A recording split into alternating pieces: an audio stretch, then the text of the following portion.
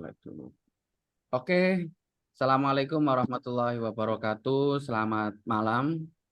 Waalaikumsalam warahmatullahi wabarakatuh. Waalaikumsalam warahmatullahi wabarakatuh. Semoga dalam keadaan sehat walafiat. Jadi Hmm. untuk pertama kali untuk perkuliahan ini, biar kita saling kenal. Jadi untuk mata kuliah pada semester ini nanti Pak Hadi yang akan mengajar tentang materi keuangan. Untuk memperkenalkan materi keuangan ini, pertama kali saya mau absen dulu. Itu Mas Hamidi, dari mana Mas Hamidi? Dari Malang, Pak. Oh, dari Malang. Alhamdulillah. Bagaimana kabarnya Mas Hamidi? Sehat, Pak. Alhamdulillah. Terus kemudian ada Mbak Rohmatul Faiza. Bagaimana keadaannya Mbak Rohmatul? Sebelum saya, Alhamdulillah, Alhamdulillah. sehat, baik, Pak. Alhamdulillah.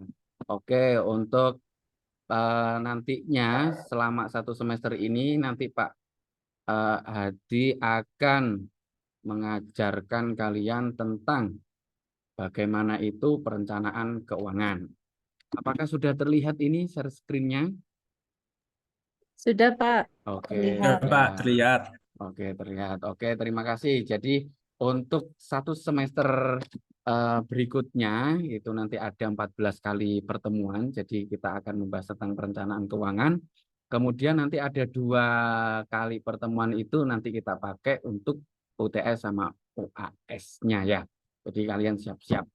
Nah, jadi untuk itu kalian nanti bisa prepare materi-materi seputar dengan perencanaan keuangan ini. Jadi perencanaan keuangan ini nantinya kita akan berusaha mempelajari tentang bagaimana keuangan itu, bagaimana ketika kita mengelola keuangan, kemudian apa rencana keuangan yang nantinya bisa diinvestasikan, kemudian ada perencanaan pajak penghasilan, kemudian ada pensiun, sampai dengan bagaimana perencanaan tentang asuransi.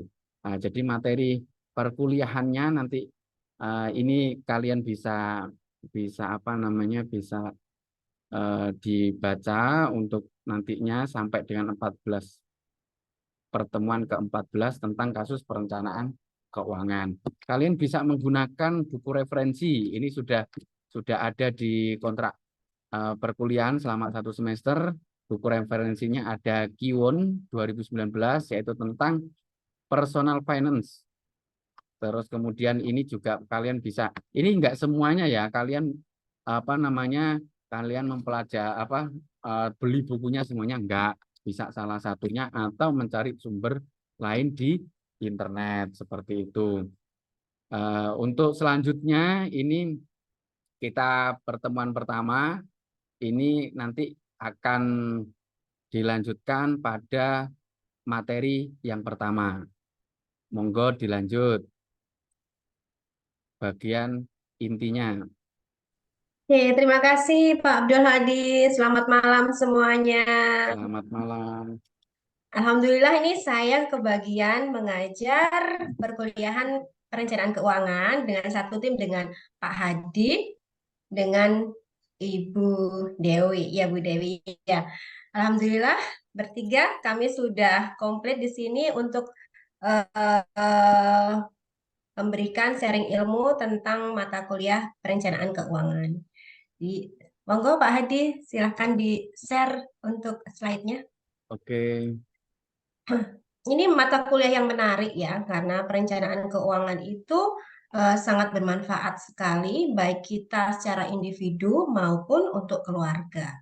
Jadi kalau misalnya ya, ini kan sekarang masih pada mahasiswa nih ya, eh, ingin membuat keluarga yang bahagia nextnya ya kan, setiap orang pasti berkeinginan untuk keluarganya nanti itu bahagia tanpa ada masalah dari sisi ekonomi. Nah, itu bisa di building dari sekarang sejak kalian itu menjadi mahasiswa. Bagaimana sih kita itu nanti di masa tuanya itu tetap bahagia ya, tanpa kita kesulitan ekonomi dan tanpa memberikan beban kepada anak-anak kita nanti itu.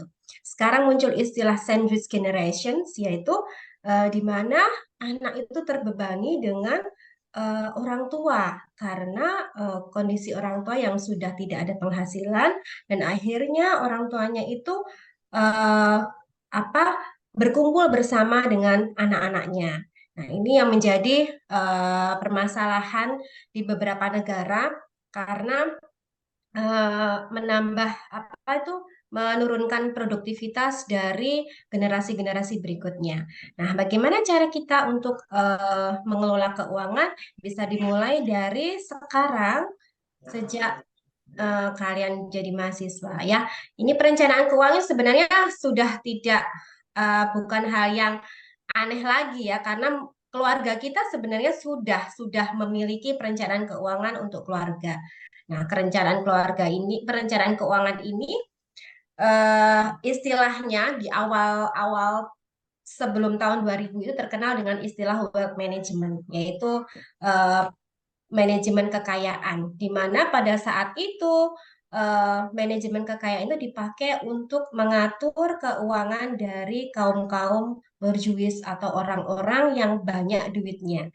Jadi orang-orang yang banyak duitnya itu eh, mereka sudah tidak ada waktu lagi untuk mengelola keuangannya. Jadi mereka memerlukan ahli, orang yang benar-benar mengerti, memahami bagaimana cara mengelola keuangan mereka. Jadi orang-orang yang punya keahlian khusus inilah yang nantinya itu bertugas untuk mengatur, mengelola keuangan para konglomerat ya, kaum-kaum berjuis itu, sehingga yang orang kaya itu sudah tidak memikirkan lagi, mereka tinggal tiap bulan aja mendapatkan penghasilan.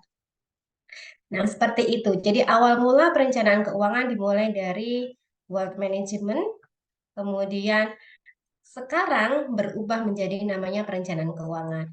Ini selaras dengan Otoritas Jasa Keuangan, di mana sudah mulai mengedukasi masyarakat perlunya perencanaan keuangan sejak dini, ya. Bahkan di beberapa sekolah SMP, SD, SMA pun edukasi tentang perencanaan keuangan sudah mulai dilakukan oleh Otoritas Jasa Keuangan. Oke, Pak, next, Pak.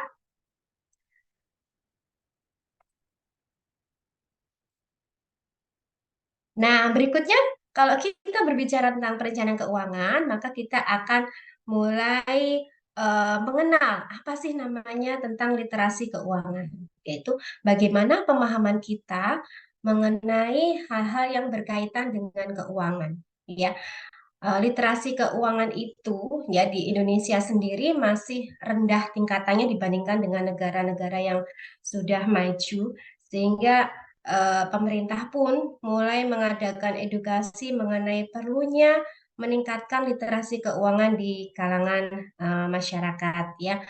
Nah, literasi keuangan erat kaitannya dengan inklusi keuangan.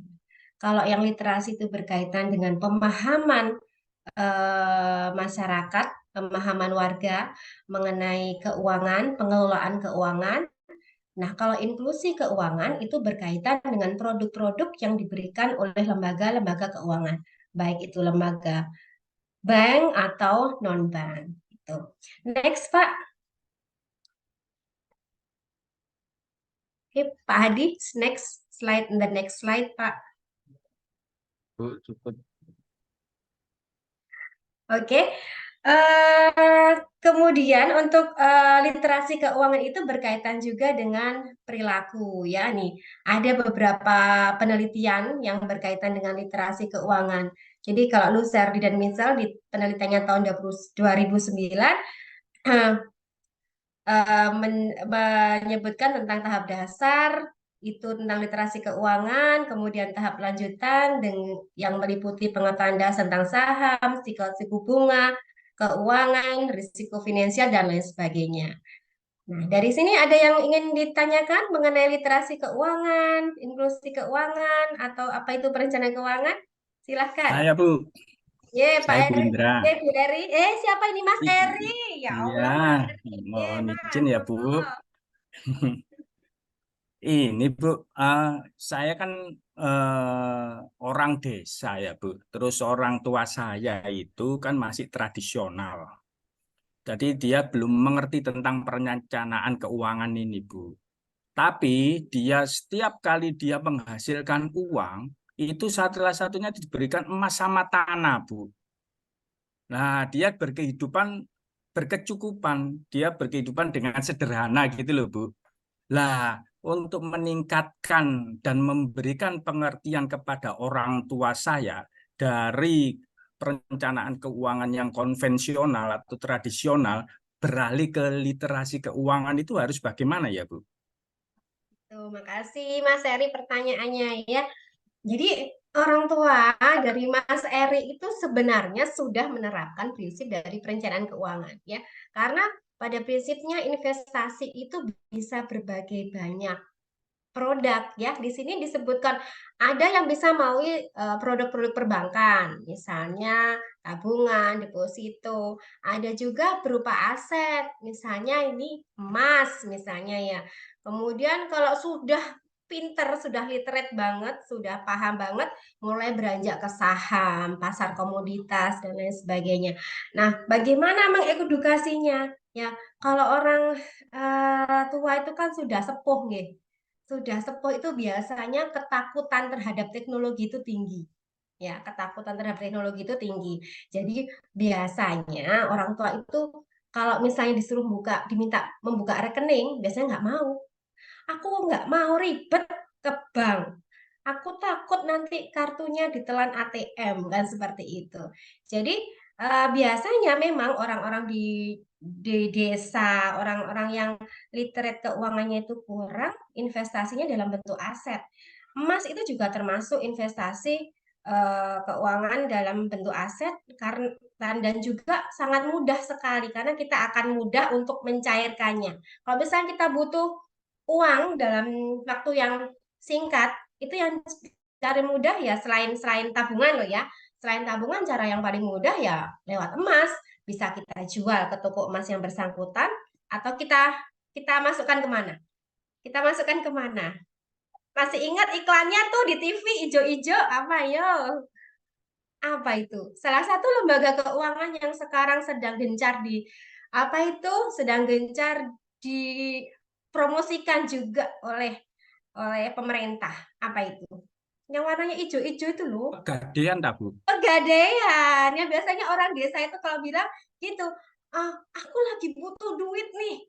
Ya udah, ini ada sepeda motor tak sekolahin dulu gitu kan. Ada emas tak sekolahin dulu. Ya istilah harusnya kan masuk sekolahan ben tambah pinter. Di sekolah nanti asetnya berubah jadi uang. Jadi uang bisa dipakai buat modal kerjanya, buat mencukupi kebutuhan hidupnya. Dan pegadaian itu ini jadi seperti promosi pegadaian ya, padahal bukan ya.